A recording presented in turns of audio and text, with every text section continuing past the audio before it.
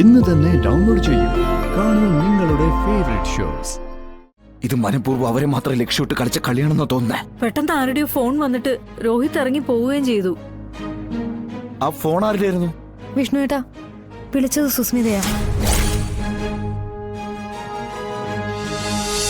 ഇനി എനിക്കൊന്നും നോക്കാനില്ല. ഞാനായിട്ട് തന്നെ ഒപ്പിച്ചു വെച്ചതെല്ലാം ഞാനായിട്ട് തന്നെ തീർക്കും. ഒപ്പം നിങ്ങളെ.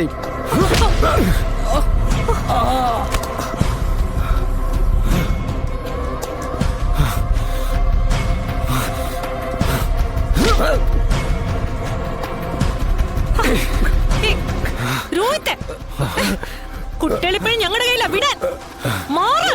നിങ്ങൾ ഇനി ഈ ഭൂമിയിൽ വേണ്ട.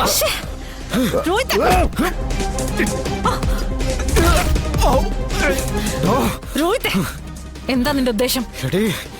കുട്ടികൾ ഇപ്പോഴും ഞങ്ങളുടെ കയ്യിലാ. എന്ത് വേണമെന്ന് എനിക്കറിയാടി.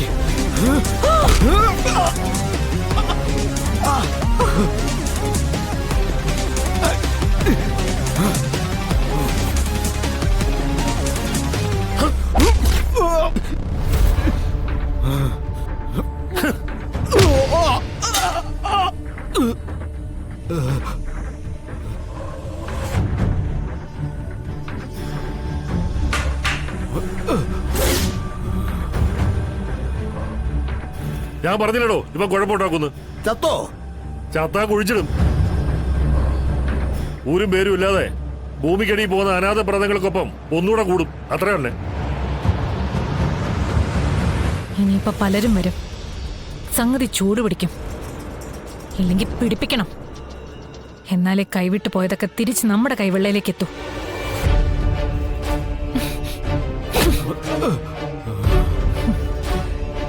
ചത്തിട്ടില്ല.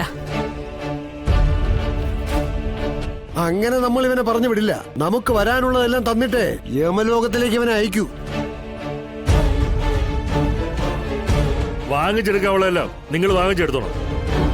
ഇവനെ പറഞ്ഞു വിടുന്ന കാര്യം അതെനിക്ക് വിട്ടേക്ക്. യമപുരിയിലേക്ക് ആളെ കയറ്റി വിടുന്ന ജോലി അതെനിക്കേ ചേരൂ. പിടിക്കണോ?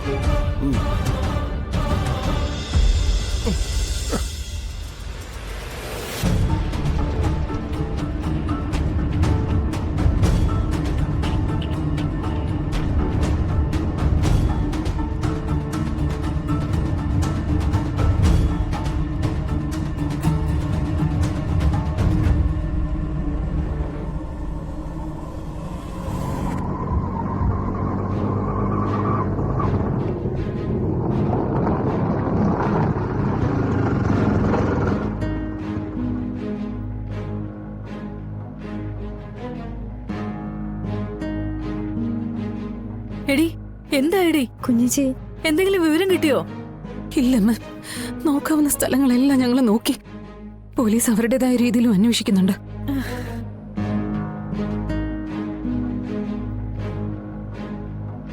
ഇതിലെന്തോ ചതിയുണ്ട്.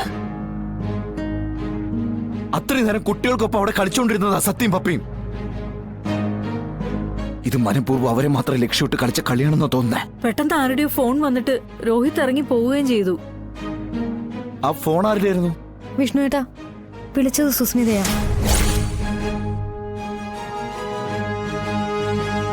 അത് പിന്നെ എന്താ പറഞ്ഞെന്ന് എനിക്ക് മനസ്സിലായില്ല. പക്ഷെ എന്തൊക്കെയോ കുഴപ്പങ്ങളുണ്ട് വിഷ്ണുട്ടാ. രോഹിത് ഇവിടുന്ന് ഇറങ്ങിപ്പോയത് വല്ലാത്തൊരു മാനസികാവസ്ഥയിലായിരുന്നു. വിഷ്ണുട്ടാ, ഇനി അവളാണോ ഇതിന് പുറകില്? അങ്ങനെയാണെങ്കിൽ അവളെ ഞാൻ തീർക്കും. വിഷ്ണുവേട്ടാ, രോഹിത് എന്തൊക്കെയോ ഒളിപ്പിക്കുന്നുണ്ട്. അതുമല്ല, അവരുമായിട്ട് അത്ര രസത്തിലും അല്ല. കഴിഞ്ഞ ദിവസം രാത്രിയിൽ ഞാൻ എഴുന്നേറ്റ് നോക്കുമ്പോ രോഹിത് എന്തൊക്കെയോ പേപ്പറുകൾ അടുക്കിപ്പറക്കി അലമാരയുടെ താഴെ ഒളിപ്പിച്ചു വെക്കുന്നുണ്ടായിരുന്നു. എന്താണെന്ന് ചോദിച്ചിട്ട് പറഞ്ഞുമില്ല. ആ പേപ്പറുകൾ ഇപ്പോഴും അവിടെ ഇരിപ്പുണ്ടോ? ഉണ്ടാകും. അല്ല, സുസ്മിത ആ പേപ്പറുകൾക്ക് വേണ്ടി കുട്ടികളെ എങ്ങാനും... വിഷ്ണുട്ടാ, എങ്കിൽ ആ പേപ്പറുകൾ സുസ്മിത തേടിക്കൊണ്ടിരിക്കുന്നത് തന്നെയായിരിക്കും. അതെന്താണെന്നറിഞ്ഞാൽ സുസ്മിതയാണ് ഇതിന് പിന്നിലെന്ന് അറിയാൻ പറ്റും. കുഞ്ഞിച്ചി, ഇനി വൈകിക്കണ്ട, നമുക്ക് ആ പേപ്പർ എടുത്തു നോക്കാം. നിക്ക്, ഞാനൊന്ന് രോഹിത്തിനെ വിളിച്ചു നോക്കട്ടെ.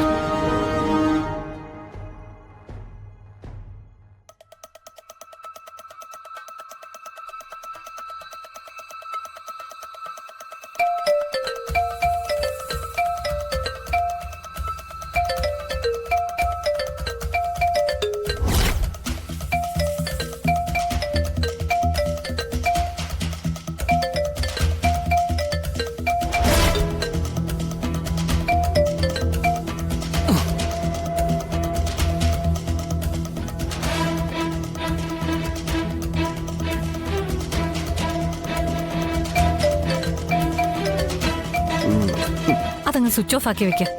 കിടന്ന് അടിക്കട്ടെന്നേ. വിളിക്കുന്നവർ മടുക്കുമ്പോ നിർത്തിക്കോളൂ.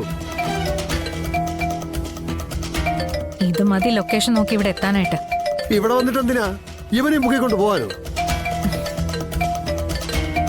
കുട്ടികളെ നമ്മൾ സേഫ് ആയിട്ട് മാറ്റിയിരിക്കുകയല്ലേ, പിന്നെന്തിനാ പേടിക്കുന്നേ? നീർക്കോലി കടിച്ചാലും അത്താഴം മുടങ്ങുന്നു കേട്ടിട്ടില്ലേ?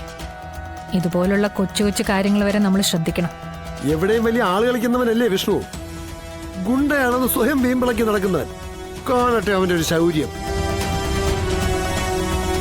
വന്നൊന്ന് കുട്ടികളെ രക്ഷിച്ച് കാണിക്കട്ടെ.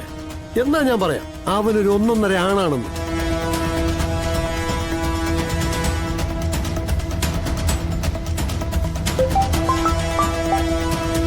ആ മാഡം. ആ അനു, ഞാനൊരു നമ്പർ അനുവിന് അയച്ചിട്ടുണ്ട്. അതിലേക്ക് അവസാനം വിളിച്ച നമ്പർ ഏതൊക്കെയാണെന്ന് എനിക്ക് അറിയണം. ആ ഓക്കെ മാഡം. റിങ് ചെയ്യുന്നുണ്ട്.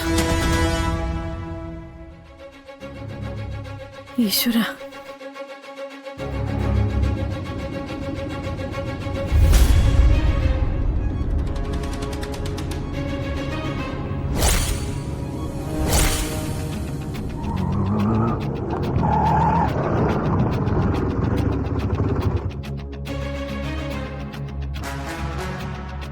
വാ.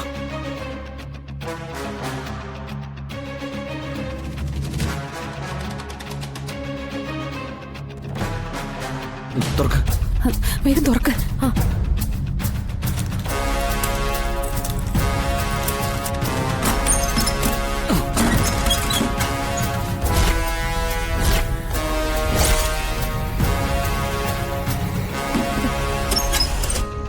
ഇവിടെ എവിടെയോ വെക്കുന്നതായിട്ടാ ഞാനൊന്ന് കണ്ടേ. എന്തായാലും ഒളിപ്പിച്ചു വെച്ച സ്ഥിതിക്ക് അതിനകത്ത് എന്തോ രഹസ്യമുണ്ട്. ആരും കാണരുതെന്ന് കരുതുന്ന എന്തോ രഹസ്യം. എങ്കിൽ പിന്നെ അത് ഇവിടുന്ന് മാറ്റിയിട്ടുണ്ടോ? അല്ലെങ്കിൽ പിന്നെ ഇവിടെ കാണണ്ടല്ലേ? നീ നോക്കിയേ.